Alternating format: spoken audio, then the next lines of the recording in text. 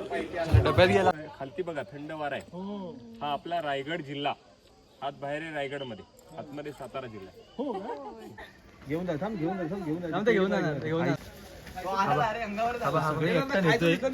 प्रत्येक गडाला चोरवाट असते ही बघू शकता.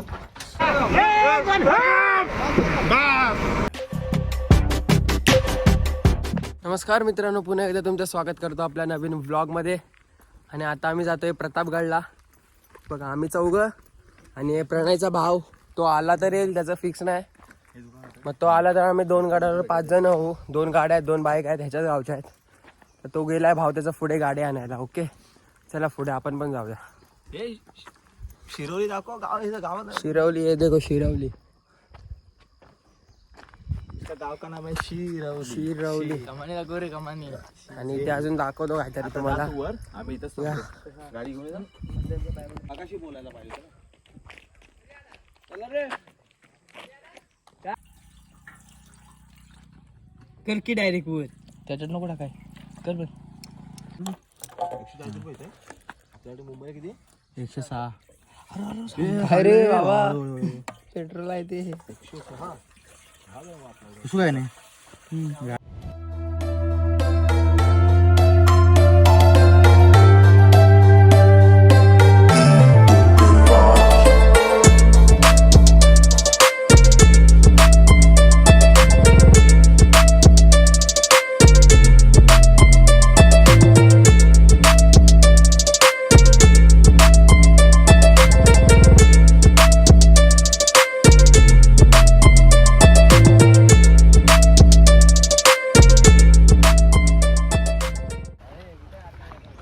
आम्ही आता वरती किल्ल्यावर जातोय. रात्रभर आम्ही नाश्ता बिस्टा केला. कोई भी सरदार दरबार में जिंदा या मुर्दा पेश करेगा, उसी सरदार को बीजापुर का आदराज इनाम. डब्यात गेला तो. भेट कधी झाली? 10 नोव्हेंबरला, 10 नोव्हेंबर 1659, 1659 रोजी. वार गुरुवार होता आणि दुपारी महाराज निघाले. तर राजांचे बॉडीगार्ड जीवा माले, संभाजी कावजी, भेसाजी कंक, गोंडाजी कंक. या क्षणाचा बॉडीगार्ड कोण होता? सय्यद बंडा. त्याच्याकडे मुलगा होता त्याचा फाजल खान, अब्दुल खान, रहीम खान. महाराजांचे वकील आहेत गोपीनाथ पंत वकील.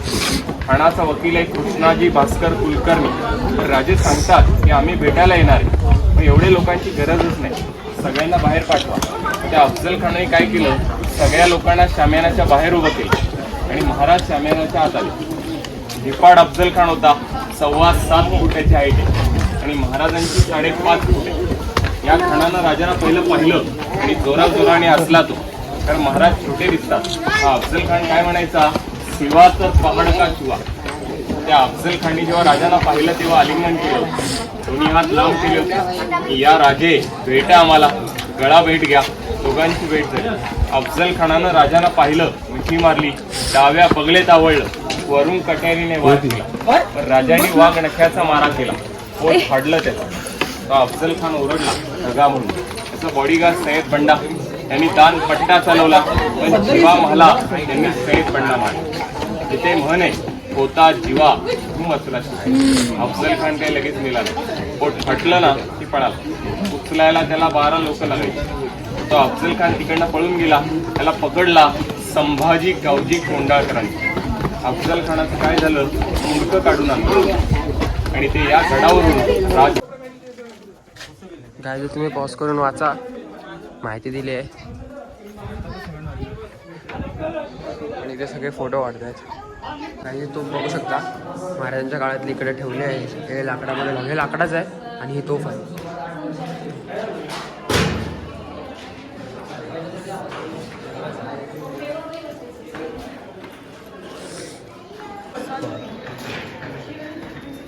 काहीच इथून शिवाजी महाराजांना पालखीतून न्यायचे, ही वाट आहे ती.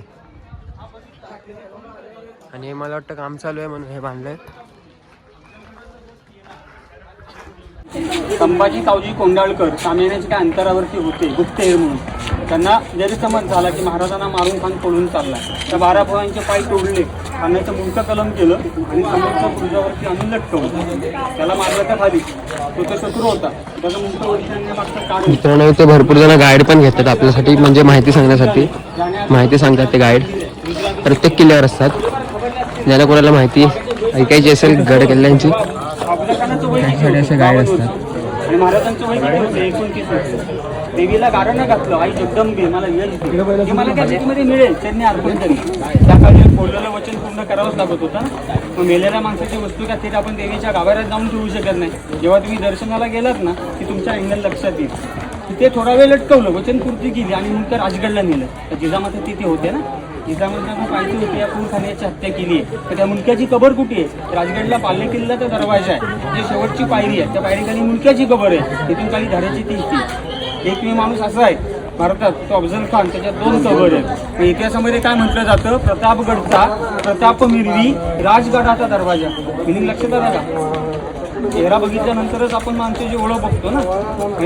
धड कुठे ते आणि मुंडकं कुठे तिकडे. जिजामाता तुम्ही नसतात, दिसल्या नसता अंगणामध्ये तुळस. महाराज तुम्ही नसतात, दिसले नसते मंदिरावरती कळस. आणि महाराज तुम्ही खरोखरच नसतात, तर दिसल्या नसत्या आमच्या आया बहिणीच्या कपाळी कुंकवाची तिलक.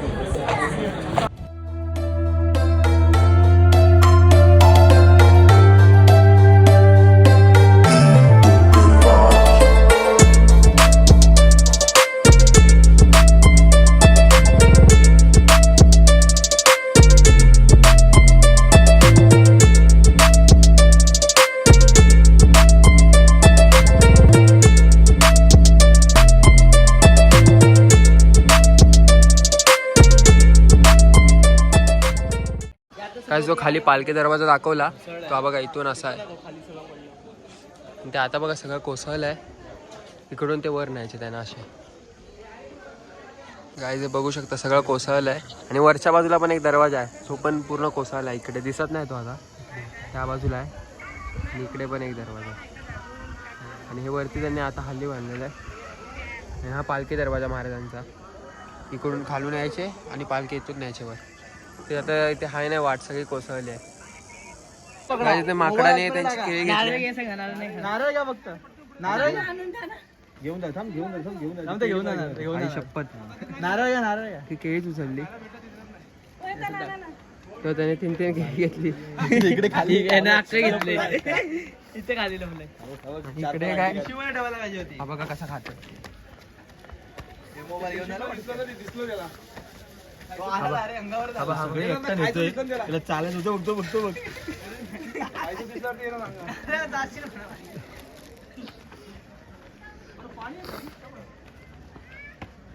सोलून खातात बघ असे. हे काकी भवानी देवीचं मंदिर आहे. महाराजांच्या काळातलीच पालखी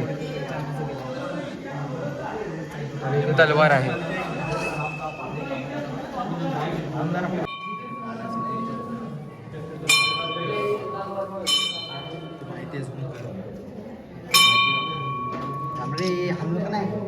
लिहिलेलं नाव 600 लोक मारली हा पुरावा आहे. नंतर आहे ना भवानी मातेची मूर्ती व्यवस्थित बघा. या मूर्तीचा दगड आपल्या देशातला नाहीये. शिवाजी राजांनी हा दगड नेपाळवरून आणलेला आहे. नेपाळमध्ये गंडकी नावाची नदी तिथून आणलेला शालिग्राम दगड आपल्याला आज जर बघायचं म्हटलं ना 2 ठिकाणी बघायला मिळतो. कुठे? पहिला आपल्या हिंदूंच्या देवघरात आणि दुसरा कुठे? सोनाराकडे वाटीत. सोनार लोक काय करतात? सोनं खरे का खोटे त्या दगडावर घासलं की त्यांना कळतं. मग या दगडाला परीस किंवा पारस म्हणतात. त्याच दगडाची अष्टभुजा मूर्ती. 400 वर्षापूर्वी राजांनी दगड नेपाळवरून आणला. असाच दगड आजही आपण आपल्या भारतात महाराष्ट्रात आणला. मग हा दगड आहे कुठं? तर तो अयोध्येमध्ये श्रीरामांची मूर्ती बनवायला जो दगड आणलाय तो देखील नेपाळवरून आणलेला आहे. त्या एकाच नदीतून आणलेला, गंडकी नदीतून आणलेला दगड. देवीच्या पायाजवळ एक शिवलिंग बघायला मिळतं. शिवलिंग आपल्याला काचेसारखं दिसेल, काचेचं नाहीये. त्याला स्फटिक म्हणतो ना, क्रिस्टल त्याचं आहे. आणि थोडं इकडे व्हा, हे बघा, ह्या एक मावळ्याच्या तोफा आहे. तुम्ही आम्ही आजचा मावळा पाहिलाय जो बंदूक, टंगन, रिव्हॉल्वर घेऊन फिरतो. अहो त्या काळातला त्यांचा मावळा. गोष्ट लक्षात घ्या, त्यांचा म्हणण्यापेक्षा आपलाच कोणीतरी पूर्वज होता की या तोफा खांद्यावर घेऊन तटबंदीवर ते रस्ता दाखवला 3.5-4 तास मोकळं नाही फिरायचं. तोफा खांद्यावर घेऊन गस्त घालायचे, पॅट्रोलिंग करायचे. आधुनिक पाहुण्यांनी काय केलं, त्याला उचलायचा प्रयत्न केला, आपले हातपाय गमवले, दोन्हीकडे बांधून ठेवायची वेळ आली. सगळ्या तोफा आहेत पण एक वस्तू मात्र वेगळी आहे. वाकडी हॉकी स्टिक सारखी दिसते बघा, दगड तोडायची पहार. जे तलाव दाखवले हे डोंगर फोडले आणि या गडाला लागणारे दगड काढले. मशीन म्हणजे वारेचा वापर केलाय. आम्ही गावात राहतो, फार आमच्याकडे पण आहे. तरंगळी सारखी आहे, पातळ आहे, सळई सारखी आहे, 7 ते 8 किलो वजन आहे. 50-60 किलोची पहार आहे. शेवटची हँडलवाली तोफ बघा, 100-125 किलोच्या पुढची आहे. शस्त्र बघितली की आपल्याला अंदाज काय आला, आपल्या पूर्वजांकडे ताकद काय होती. अहो आपल्याकडे का नाही, तुम्ही आम्ही त्यांचेच वंशज आहे. आपण काय डायरेक्ट आव्हानातलं पडलो नाही.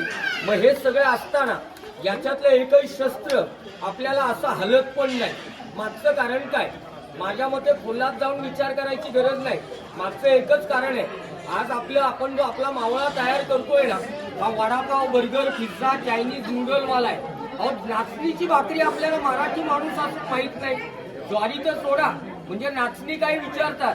आणि मग हे असं खाणं त्या काळात होतं, आता नाही. मग आपण काय करतो, घर किल्ल्यांवर आलो की चला पिठलं भाकरी खायची का, आपल्या घरी करता येत नाही ना, हा मुद्दा आहे. म्हणजे हे असं आपण सगळं खाऊन आज आपण आपली ताकद संपवली, त्यामुळे ते आपल्याला हलत नाही आणि आपल्याच्याने उचलत नाही. आलं लक्षात. आता मंदिरात गेला की डाव्या बाजूला तलवार, उजव्या बाजूला देवीची मूर्ती, शिवलिंग. दर्शन करून परत इकडे या. अर्धा गड आलोय, अजून अर्धा बाकी आहे, या जाऊन. खेडेगाव आणि इथे दिलंय प्रतापगडचं युद्ध. पॉज करून बघा गायज. हे सगळे पूर्वीच्या काळातले आहेत, महाराजांच्या काळातले शिवकालीन. हे जातं बघा, एवढं मोठं आहे बघा ते.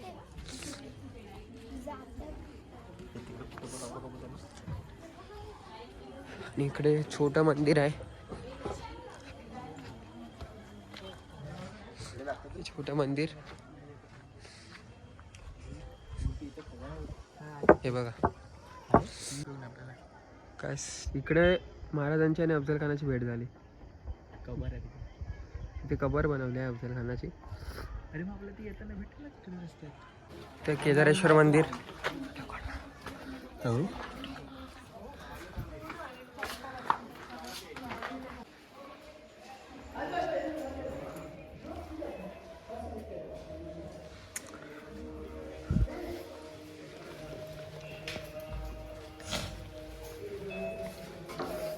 इथे आम्ही जाऊन बघतो काय चोर दरवाजा वाटतं आम्हाला.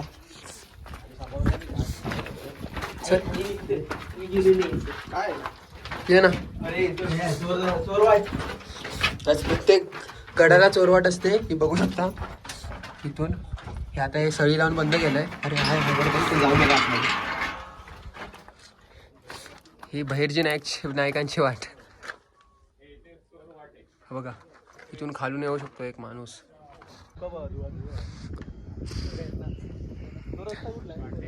आणि इथून काय भारी दिसतंय बघा. आणि कोकण त्या बाजूला आहे. इथून खालती बघा किती खोल आहे. त्यावेळेला लोक फेकली ना तर वाचत नव्हते, आणि वाचले तरी प्राणी फाडून खायचे. आणि इथून मागे हात काढला की खालती बघा थंड वारा आहे.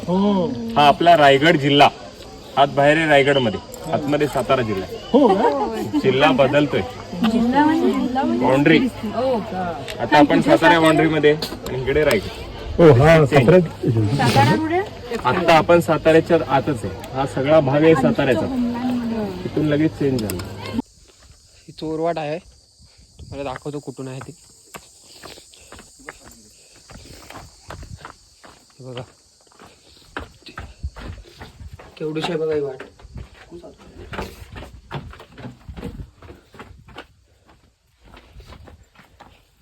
इकडे ह्या बाजूला दुसरी चोरवाट बघा. इथून पायवाट आहे छोटी जायला. काय बघा तिकडे पण एक बुरुज आहे, पण तिथे जाता वाट नाही, बंद झाली आहे रानामुळे. इकडून होती पहिला वाट, आता नाही जाऊ शकतो. हे बघा हंडा आहे पूर्वीच्या काळातला.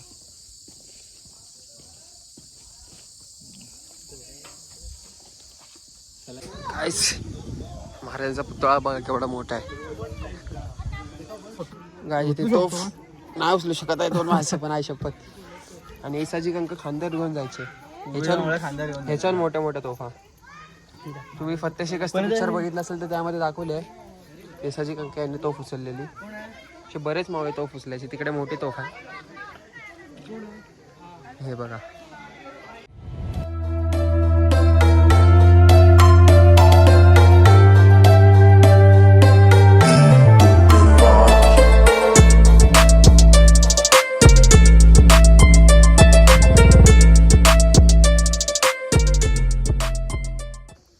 वाट आहे आणि इथे दरवाजा पण आहे चोरवाट आहे या बाजूला खाली.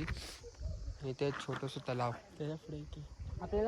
तिकडे पुढे पण एक आहे त्या बाजूला. आणि मग अशी मी त्या बाजूने बोललेलो तिकडे जाऊ नाही शकत तो बुरुज. काय जिथे सापाची कात आहे बघू शकता. जुनी झाली ते आता खूप महिन्यापूर्वीची आहे.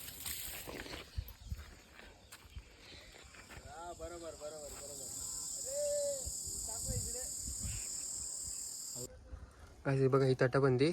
आणि आम्ही कुठे तुम्हाला दाखवतो तेव्हा वरती जातात माणसं. आणि आम्ही आता चोर दरवाजापाशी आलो आहे बघा. चोर दरवाजा इथून खाली हे जंगल पूर्ण.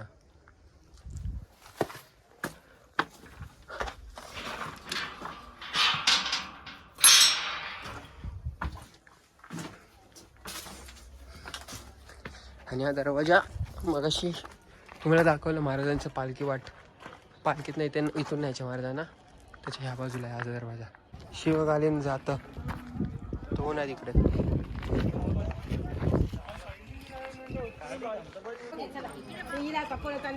इथे पण चोर दरवाजे 2. तिकडे एक आहे इकडे एक आहे.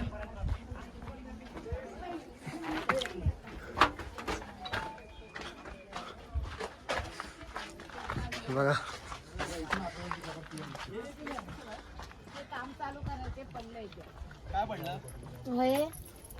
बुरुज पडला तो. हे बघा इथे पडलाय अर्धा. नीट ठेवायला नको. त्या बाजूने अर्धा पडलाय. आणि तिकडे भेट झाली होती महाराजांची आणि अफजल खानाची ती.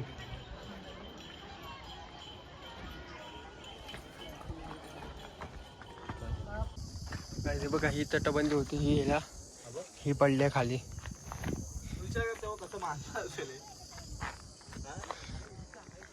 400 वर्षापूर्वीची दगड. ते 350 400. गॅस क्वालिटी थोडी कमी होईल आता. आयफोनमधून नाही काढताय मी राकेशच्या मोबाईलमधून काढतोय व्हिडिओ. आणि आता आम्ही या बुरुजावर आहे बघा. ते झेंडा आहे मोठा. बांधून काय ठेवलंय. A few moments later. या बसमुळे थोडा प्रॉब्लेम झालाय.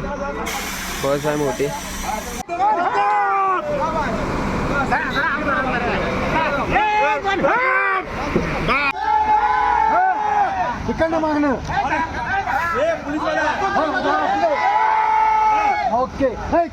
काही बघू शकता तुम्ही गाड्या कशा सरकवत आहेत त्या. अकेला सब लोग दो. सब लोग काढू दो. चलो रेडी 1 2 1 2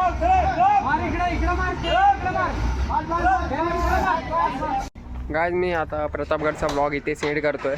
कारण आता खूप ठिकाणी फिरायला जायचं. इथे आहे शिवकालीन खेडेगाव तिथे जातोय. तो वेगळा ब्लॉग बनवतोय मी. ते हा ब्लॉगला नक्की लाईक करा शेअर करा आणि सबस्क्राईब करायला विसरू नका. ओके जर कोण चॅनलवर नवीन असेल तर सबस्क्राईब करा.